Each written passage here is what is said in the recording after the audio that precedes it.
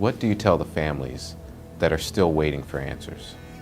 The things I do tell them is that their cases will remain active.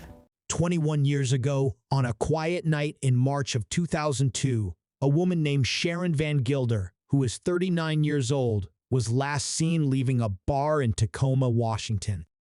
No one knew at the time that this would be the last time anyone saw her alive. Who could have killed an innocent woman? Was it someone she knew? Hi, and welcome back to our channel. If you are new here, please consider subscribing, as it helps us motivate to create more intriguing content for you. Let's start looking into the puzzle right away. Tacoma, Washington, is a port town on the Puget Sound south of Seattle. It is in the state of Washington. Its city center is full of life and culture. You're in for a treat if you go to Tacoma. This city is a center of art and culture, and its beautiful glass art is known all over the world. As you walk through the city's busy downtown area, you'll be struck by how full of life and energy the community feels. The Museum of Glass, which has works by Dale Chihuly and dazzling pieces on the Chihuly Bridge of Glass, and the Tacoma Art Museum are two must-see places in Tacoma. People love how the old and new fit together in the friendly city, but not everything is as clear as glass. This is where our case starts, in Tacoma, Washington. In 1963, Sharon Van Gilder was born in the United States. Sharon grew up in Enumclaw, Washington, with a big family that included a lot of cousins and several siblings.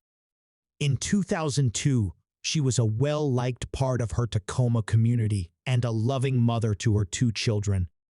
Because she was friendly and kind, she made a lot of friends who spoke highly of her.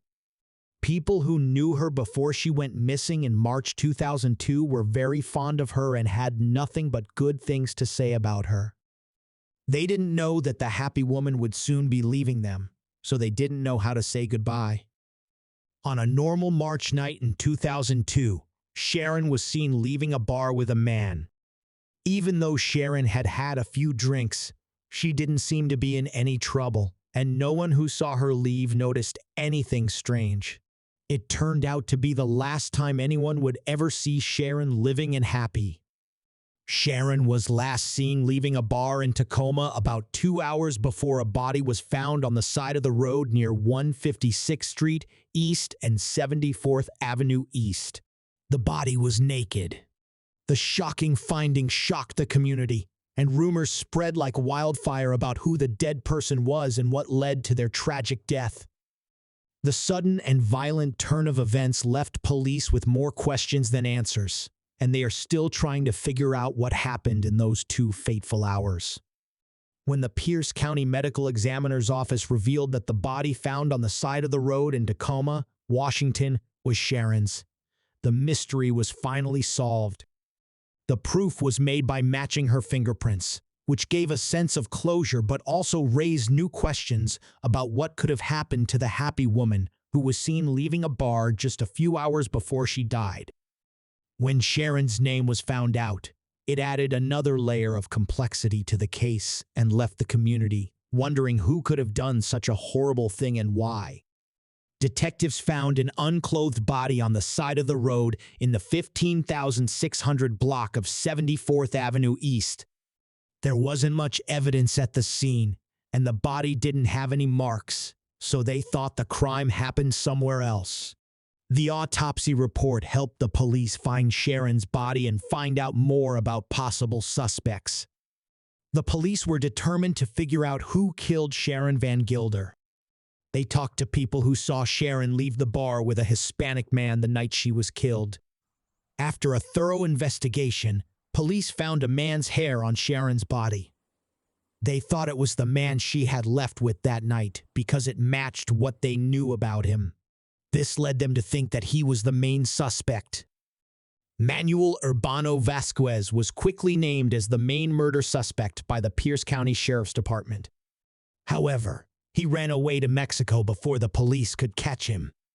Detectives also couldn't get him to give them a sample of his DNA to compare to the DNA found on Van Gilder's body. The case went cold as the days turned into weeks, and the weeks into months. But the agents didn't give up. They kept working on the case, hoping that one day they'd find the answers they were looking for. After 10 years, the probe started up again. When the Pierce County Sheriff's Office set up its cold case unit in 2012, the investigation into Sharon Van Gilder's murder started again. Tim Coble, a retired detective sergeant, took on the case and found that there were 3 sexual attacks in Tacoma around the same time as the murder. He was able to link the 3 other sexual assaults to the guy who was last seen leaving the bar with Van Gilder. He did this by doing a lot of research and studying the 3 other cases. Because of improvements in forensic science, DNA profiles from all 4 cases could be linked to Manuel Urbano Vasquez for murder and sexual attack. Urbano Vasquez, however, ran away to Mexico in 2002, not long after Sharon died, so police could not get a DNA sample from him. With this new information, police had good reason to believe that Urbano Vasquez had killed Van Gilder. He was charged by the Pierce County Prosecutor's Office, and a warrant was made out for his arrest. But Urbano Vasquez stayed on the run for several years, causing the family of the victim and law enforcement officials a lot of pain. In 2019, the FBI found Urbano Vasquez in Mexico. He was wanted for the murder of Sharon Van Gilder and several sexual assaults that happened more than 20 years ago. Detective Sergeant Lionel Anderson was in charge of the paperwork for Urbano Vasquez to be brought back to the U.S. to stand trial. In March 2023, the paperwork was finally taken care of after a long and hard process. On March 14, 2023, the FBI and Mexican police caught Manuel Urbano Vasquez in Mexico. The FBI found him in 2019 for the horrible crimes he did more than 20 years ago, including killing Sharon and multiple sexual assault charges. Working with the Pierce County Prosecutor's Office, Tacoma police officers, Pierce County Sheriff detectives, FBI, Interpol, the State Police Crime Lab, and the Assistant U.S. Attorney's Office, the Mexican government was a key part of his arrest. But the court fight to bring Urbano Vasquez back to the United States is not yet over. The Pierce County Sheriff's Office says that Urbano Vasquez won't be brought back to Pierce County to stand trial for a while longer. He will have to explain why he shouldn't be removed at hearings in Mexico. This could take 6 months or more. Even though there were problems, Urbano Vasquez's arrest is a big step toward getting justice for the victims and their families. It shows how committed law enforcement is to finding people who are trying to get away from the law, no matter how long it takes. Putting Urbano Vasquez on trial is a complicated process, but it is a necessary step toward making sure he is held accountable for his terrible acts. This arrest is the end of a long and hard journey for the victims and their families to get justice.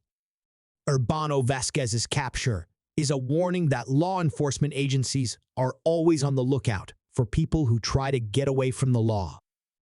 The tragedy of Sharon's death and the trauma that Urbano Vasquez's violent actions caused to the people who lived through them can't be undone, but the arrest of the person who did it gives some sense of closure and responsibility. It shows how hard law enforcement officers work to help victims of violent crimes get justice. What happened before Sharon was killed that night? Things might have turned out differently if she hadn't gone with that man, or was it her fate? What do you think the killer's reason might have been? Use the comments to tell us what you think. Don't forget to subscribe, like, and share. Stay safe until the next time, and thanks for watching.